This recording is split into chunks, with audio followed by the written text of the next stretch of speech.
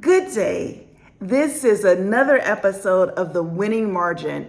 I'm Monica McCoy, political strategist.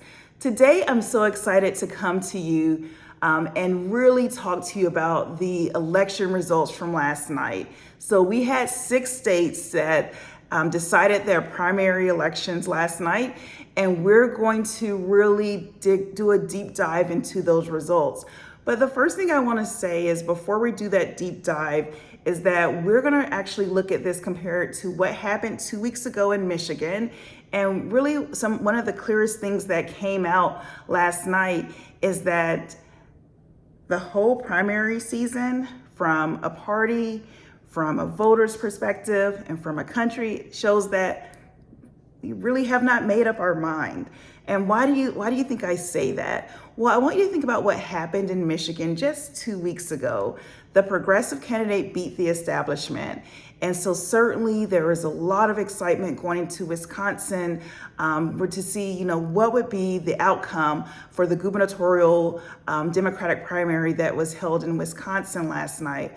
Well, what we saw at 2:30 a.m. this morning when the results were called is that the established candidate actually beat the progressive candidate. So the progressive candidate did not win this election, although the polls showed and predicted that the progressive candidate would win in a very large way. And that just did not happen last night. And many may say, well, Monica, what really happened?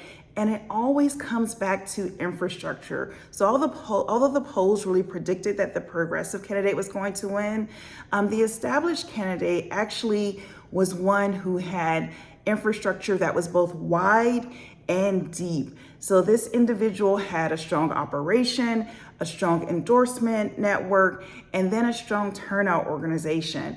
And when a race comes down to being separated by a few thousand votes, that really is going to be your differentiator. So I'm going to pivot now to South Carolina.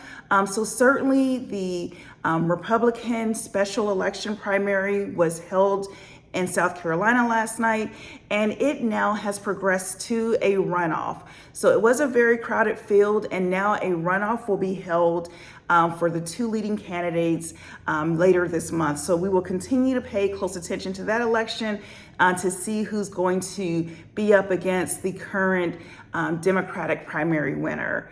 So here's my margin note for today.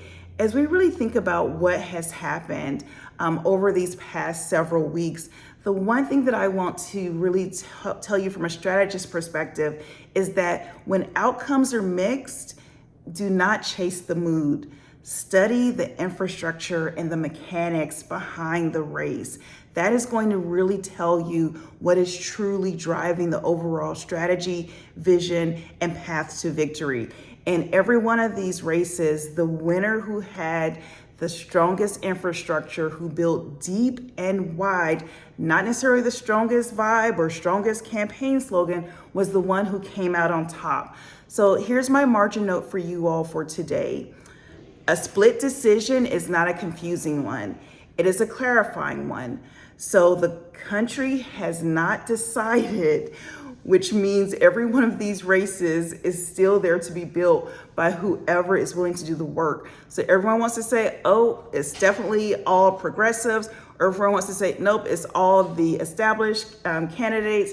But what I will say is that that is not what last night said to us. So remember, margins are built, not found. Go build yours. I look forward to seeing you on Friday.